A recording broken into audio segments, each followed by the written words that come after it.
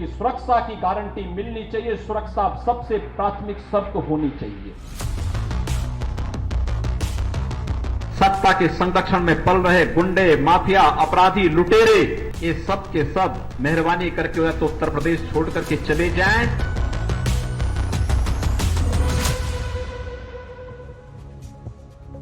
19 मार्च 2017 को सीएम बनने के बाद से लेकर अब तक योगी सरकार की ओर से जो कुछ काम किया गया, उसका जनता ने वोटों के जरिए एक तरह से धन्यवाद भी दिया।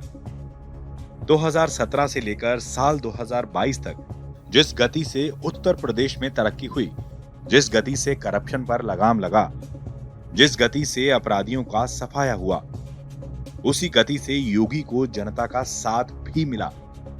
5 साल के कार्यकाल में योगी सरकार की ओर से कई तरह के काम किए गए हैं, जिसका नतीजा अब दिखा है, भरोसा अब दिखा है।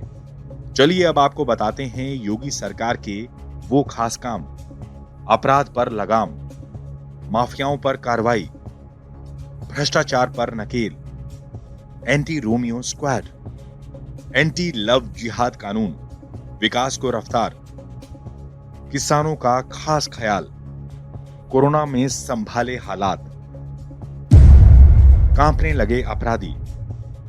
उत्तर प्रदेश में जब साल 2017 में बीजेपी की सरकार आई तो सबसे पहले चुनौती थी प्रदेश में अपराध पर लगाम लगाने की, क्योंकि 2017 से पहले की बात की जाए तो गुंडागर्दी को लेकर कई बार सवाल उठे थे, लेकिन योगी के सीएम बनते ही सीधे सीधे चेतावनी दी गई, या तो अपराधी अपराध छोड़ दें या यूपी छोड़ दें।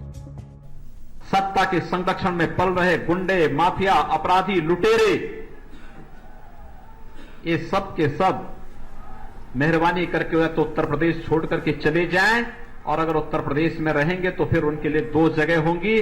मुझे लगता है उस जगह कोई भी नहीं जाना चाहेगा, और उसके बारे में वो तय कर लें क्या होना है।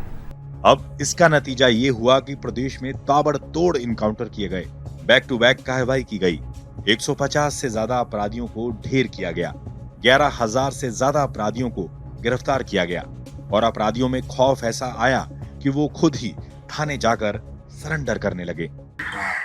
मैं पेश होने आया हूँ, मेरी एसपी साहब से रिक्वेस्ट है कि मुझे गोली ना मारी जाए।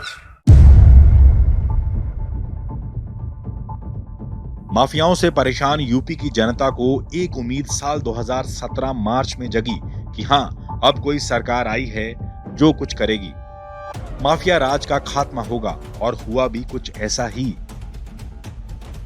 प्रदेश में कानून व्यवस्था को बनाए रखने के मकसद से योगी सरकार ने कड़े फैसले लिए। बाहुबली मुख्तार अंसारी हो या फिर अतीक अहमद, अवैध संपत्तियों को बुलडोजर से ढहा दिया गया। मेरठ में चोरी के वाहनों की बिक्री का सबसे बड़ा अड्डा सोतीगंज बाजार पर योगी सरकार ने ताला लगा दिया। सूबे में होने वाली आपराधिक घटनाओं और वारदातों में तुरंत जिम्मेदारी तय करना और दोषियों के खिलाफ सख्त एक्शन, यही सब कारण रहे जो योगी आदित्यनाथ की जीत के फैक्टर बने। Anti Romeo squad. योगी सरकार के एजेंडे में महिला सुरक्षा का मुद्दा बेहद महत्वपूर्ण रहा। आदि आबादी यानी महिलाओं को ध्यान में रखते हुए योगी आदित्यनाथ ने मुख्यमंत्री रहते अपने सख्त फैसलों से यह बता दिया कि महिला सुरक्षा के मुद्दे से किसी भी हाल में समझौता नहीं होना चाहिए। यही वजह रही कि चुनाव के दौरान भी ये मुद्दा छाया रहा। सीएम योगी खुद कई रैलियों में महिला सुरक्षा के मुद्दे पर विरोधियों को घेरते नजर आए। महत्वपूर्ण ये कि समाज की सुरक्षा होनी चाहिए, बेटियों की सुरक्षा की गारंटी मिलनी चाहिए, सुरक्षा सबसे प्राथमिक शर्त होनी चाहिए, और ये सुरक्षा केवल भारतीय जनता पार्टी की डबल इंजन की सरकार दे सकती है।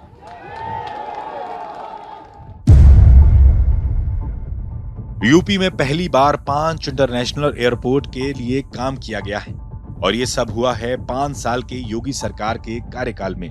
इसके अलावा विकास को गति देने के लक्ष्य से एक्सप्रेसवे के निर्माण पर खास ध्यान दिया गया, जिसमें 341 किलोमीटर लंबा पूर्वांचल एक्सप्रेसवे, 297 किलोमीटर लंबा बुंदेलखंड एक्सप्रेसवे, 594 किलोमीटर लंबा गंगा एक्सप्रेसवे, 91 किलोमीटर लंबे गोरखपुर लिंक एक्सप्रेसवे का कार्य प्रगति पर। बलिया लिंक एक्सप्रेसवे को मिली मंजूरी। इसके अलावा जिन शहरों ने कभी सपने में भी नहीं सोचा था कि मेट्रो उनके शहर में आएगी, उन शहरों को भी मेट्रो की सौगात मिली। साथ ही प्रदेश के कई दूसरे शहरों में मेट्रो रेल बिछाने के लिए काम चल रहा है। हेल्थ सिस्टम में सुधार। 16 जिलों में पीपीपी मॉडल के तहत मेडिकल कॉलेज की स्थापना की प्रक्रिया शुरू की गई। साथ ही गोरखपुर, रायबरेली में एम्स का संचालन हुआ, जिससे बेहतर स्वास्थ्य समस्या होने पर दूर जाने की जरूरत ना पड़े। साथ ही कोरोना में संभाले हालात। जब भारत में कोरोना की पहली वेव से हालात बिगड़े, जिस वक्त रोजगार की तलाश में दूसरे राज्य में लोग वापसी कर रहे थे, उस वक्त यूपी सरकार की ओर से हालात को तरीके से संभाला गया। 2017 में विधानसभा चुनाव में बीजेपी को जो ऐतिहासिक जीत मिली थी, उसका एक सबसे बड़ा कारण जातीय समीकरण भी था। विकास के साथ साथ वही सोशल इंजीनियरिंग इस बार भी बीजेपी की जीत का आधार बने। योगी आदित्यनाथ की हिंदूवादी छवि का फायदा तो बीजेपी को मिला ही, साथ ही बीजेपी जिन क्षेत्रीय और छोटे दलों के साथ मिलकर चुनाव लड़ी, उसका फायदा भी बीजेपी को बखूबी मिला। टाइम्स नाउ नवभारत डिजिटल की रिपोर्ट। खबरों के पीछे की खबर को दिखाते हैं हम, आपकी आवाज को मुद्दा बनाते हैं। टाइम्स नाउ नवभारत को यूट्यूब पर लाइव देखिए, चैनल को सब्सक्राइब जरूर कीजिए और हां, बेल आइकन दबाना मत भूलिएगा।